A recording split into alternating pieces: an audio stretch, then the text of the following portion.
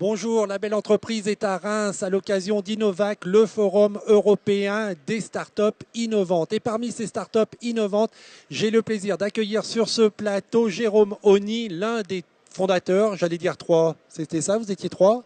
Vous êtes toujours trois, voilà, l'un des trois fondateurs de Au-delà de chez soi. Alors bonjour Jérôme, Bonjour Jérôme. qu'est-ce que vous proposez à travers cette activité de Au-delà de chez soi? Alors, Au-delà de chez soi existe depuis 1 an et demi maintenant. Il s'agit d'un organisme de formation avec un caractère un peu particulier puisque tout se passe à bord d'un autocar qu'on a totalement transformé en salle de formation et en salle de réunion mobile. Et l'avantage, c'est qu'on peut se déplacer en fait à n'importe quel endroit pour rester toute la journée dans un endroit atypique, dans les bois, dans la cour d'un château, dans les vignes, par exemple, pour faire une formation. Alors je vais être un peu rabat-joie, mais c'est fait exprès. Elle est où l'innovation? Parce que des bus, moi j'en vois pas très loin de chez moi, des bus pour les scolaires, par exemple de sensibilisation à l'environnement. Il y a les fédérations professionnelles aussi des fois qui ont leur bus pour faire de la formation. Donc où est l'innovation de au-delà de chez soi? Alors l'innovation et le concept au-delà de chez soi est tout simplement différent des autres puisque en fait on a la possibilité de transporter toujours des personnes et les personnes peuvent commencer à travailler pendant le transport, donc pour gagner du temps lors des déplacements. On peut par exemple imaginer aller chercher les personnes en formation à la gare ou à l'aéroport et puis commencer déjà la formation à bord du car. Puisque l'équipement à bord en fait est pourvu d'équipements multimédia. Vous avez des écrans LCD, une régie audio-vidéo, une vidéoprojection, un paperboard numérique, un stylo équipé d'une mini caméra qui est assez innovant également puisque tout ce que vous écrivez sur le papier classique va être retransmis en direct sur les écrans à bord du car. Donc vous utilisez les dernières technologies. Donc c'est vrai que jusqu'à présent, et je souligne cette innovation, c'est que les bus étaient statiques. Ils venaient sur place et les stagiaires bénéficiaient du bus, mais sans que le bus puisse bouger. Alors que là, vous allez les amener sur différents sites. Donc Exactement. ça, je crois que c'est un seul aspect de au-delà de chez soi, c'est ce bus formation, mais ce bus peut avoir d'autres usages. Tout à fait. Le deuxième métier d'au-delà de chez soi, ce qui se produit de plus en plus fréquemment, c'est l'événementiel, puisqu'on met à disposition en fait cet outil, Autocar au-delà de chez soi, à disposition des entreprises pour promouvoir une communication sur un événement particulier. Un exemple concret, encore la semaine dernière, nous étions en plein centre-ville de Reims pour le lancement de la fibre optique avec une grosse société qui est assez connue, qui s'appelle Orange. Donc, et puis, ça s'est extrêmement bien passé puisqu'on a eu les félicitations de la direction de la communication d'Orange. Et du coup, on va faire certainement d'autres dates ensemble.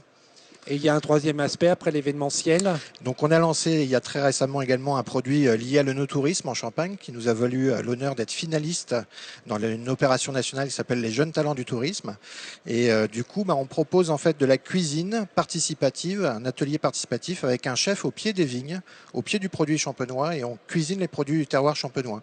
Et puis il y a un œnologue qui nous accompagne également à bord de l'autocar pour faire les accords mets et champagne. Donc vous avez la possibilité de déguster 4 champagnes différents avec votre plat que vous avez préparé avec le chef. Donc ce bus est multi-usage, c'est un bus comme celui-là, mais grandeur nature et qui se trouve à l'extérieur. D'où vous est venue cette idée? Eh bien, on est tous les deux en fait formateurs depuis de nombreuses années maintenant.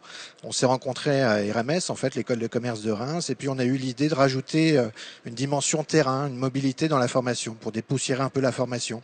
L'idée, c'est vraiment de construire un organisme de formation qui est totalement différent de ce qui se fait habituellement.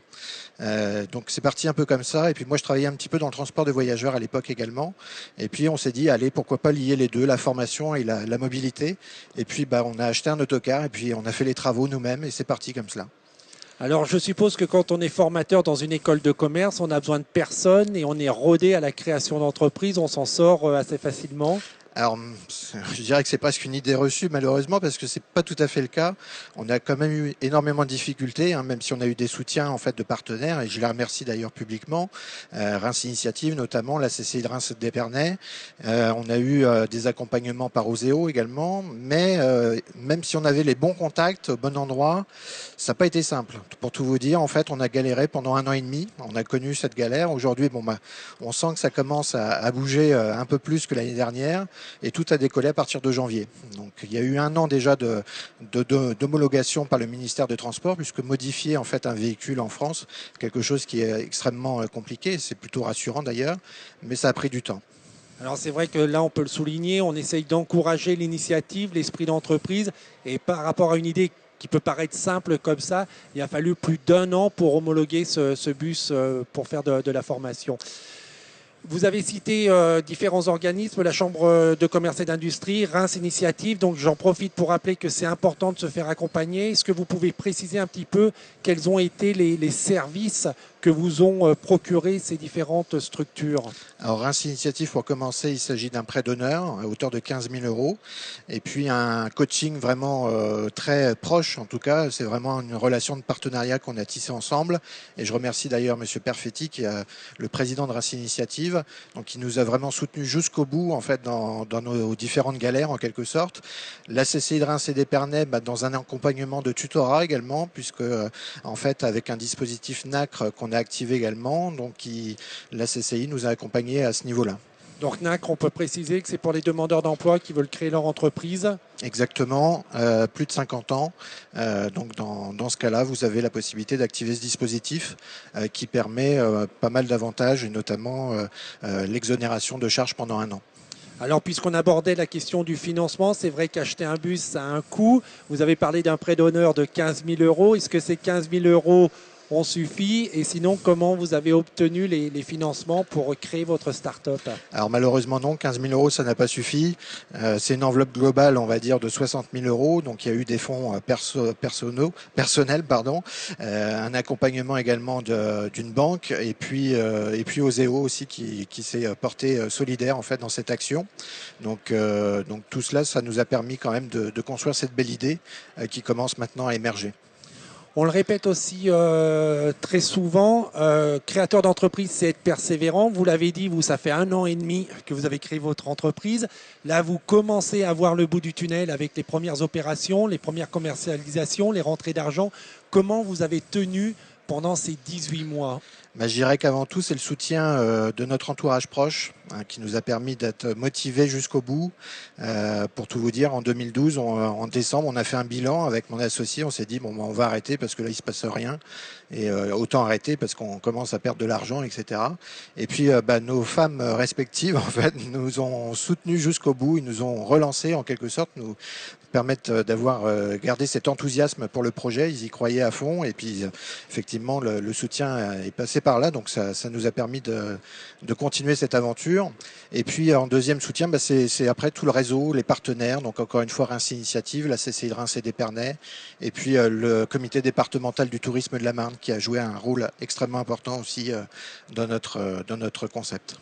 Donc aujourd'hui, vous le précisiez, c'est en train de décoller. Vous avez vos premières commandes, vos premiers clients.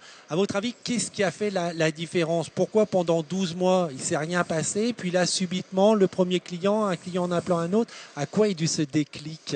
Alors ça, c'est un grand mystère. J'arrive pas encore à l'expliquer aujourd'hui. Il y a eu un énorme relais dans la presse. Aujourd'hui, on a, je pense, des retombées de la presse, donc que ça soit écrite, télé, radio, etc. Des soutiens vraiment très importants. Je pense que ça commence à faire son effet. Et puis, c'est un effet en cascade, en quelque sorte. Une première commande en déclenche d'autres. Et puis, les témoignages clients, c'est extrêmement important, qui font que on est recommandé par des clients qui ont déjà travaillé avec nous, puisque généralement, on ressort de cette expérience très différemment et puis vraiment avec beaucoup d'enthousiasme à ce concept. Quelles sont les prochaines étapes de développement au-delà de chez soi? Alors l'idée, on rêve un peu, mais autant penser tout de suite à la stratégie. L'idée, ça serait d'en créer effectivement d'autres, des autocars comme celui-ci, et pourquoi pas à terme faire une franchise avec un autocar qui se déplacerait en fait dans chaque région de France pour promouvoir le terroir, pourquoi pas, ou faire des actions de formation en commune au plus proche en fait des entreprises et au plus proche des problématiques. Et qu'est-ce qui manque aujourd'hui pour développer, lancer la franchise, par exemple? C'est encore un peu de temps de commercialisation, de notoriété? C'est ça, c'est exactement cela. Encore un petit peu de temps de commercialisation et puis, encore une fois, quelques partenaires qui seraient intéressés par nous rejoindre, pourquoi pas, partenaires financiers. Donc on est effectivement à la recherche de gens qui seraient intéressés par nous rejoindre dans cette aventure. C'est ce que vous êtes venu chercher ici à Innovac, le Forum européen des startups innovantes, des partenaires pour développer votre activité? C'est exactement cela. C'est les autres années, en fait, on est très fidèle à Innovac depuis quelques années. Les autres années, on venait en quelque sorte en tant que créateur de projets. Et puis là, cette année, ça a un nouveau cap en fait pour nous, puisqu'on vient effectivement plutôt rencontrer des business angels, des investisseurs, pour essayer de voir avec eux ce qu'il est possible de faire. Vous étiez salarié, aujourd'hui vous êtes chef d'entreprise. Quel regard vous portez sur votre parcours et quels conseils vous pourriez apporter à des salariés qui veulent se lancer dans l'aventure de la création d'entreprise? Ben, c'est une formidable aventure et c'est évidemment quelque chose à vivre dans une vie. C'est pas notre première expérience en tant que création d'entreprise, mais effectivement c'est quelque chose de formidable puisqu'on est vraiment en rencontre permanente d'acteurs extrêmement importants, que ce soit les acteurs institutionnels ou de grosses entreprises.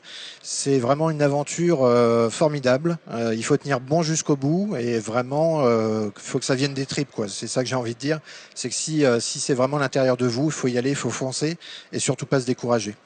Et vous trouvez que les passerelles existent pour les gens qui ont un statut de salarié pour créer leur entreprise? Vous trouvez que le passage est assez simple ou que ça reste quand même un petit peu ardu? Alors il faut être bien informé quand même aujourd'hui, hein. Il faut être bien informé. Il y a énormément de dispositifs qui existent, sauf que on n'est pas forcément bien aiguillé.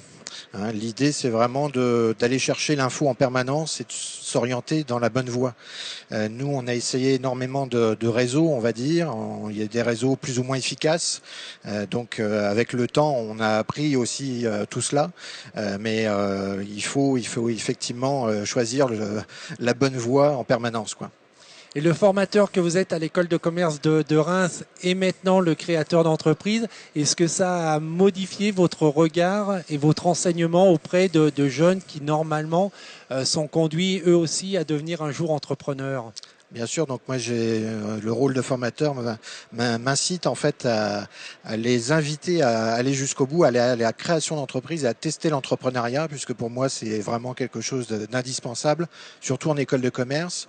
Malheureusement, la majeure partie des étudiants rejoignent des grands groupes, des grosses structures, et de temps en temps ils n'osent pas en fait se lancer de leurs propres ailes, battre de leurs propres ailes, et c'est un peu dommage. Donc il faut vraiment aller jusqu'au bout et les inciter encore plus, et c'est ce que j'essaye de faire en cours pour vraiment devenir créateur d'entreprise. Jérôme, merci beaucoup de toutes ces précisions. Et puis, je vous souhaite de nombreux bus, de nombreux clients pour développer comme il se doit ce concept de formation dans un bus. Et l'entreprise s'appelle Au-delà de chez soi. Si vous voulez en savoir plus, d'ailleurs, il y a un site internet www.audeladechezsoi.com. Pour revoir cette émission, c'est sur internet, c'est www.demain.fr.